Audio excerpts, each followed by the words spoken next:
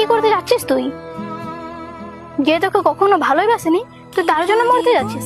আর শোন, এবার তুই ওকে প্রমাণ করে দেখিয়ে দে যে তুই থাকতে পারবি ওকে ছাড়া। কি প্রমাণ করতে পারবি না? আমি থাকতে পারবো ওকে ছাড়া, আর প্রমাণ করেও দেখাবো।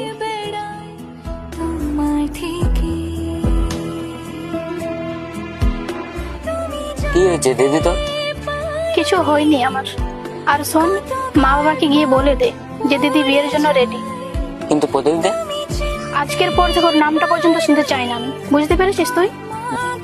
হুম।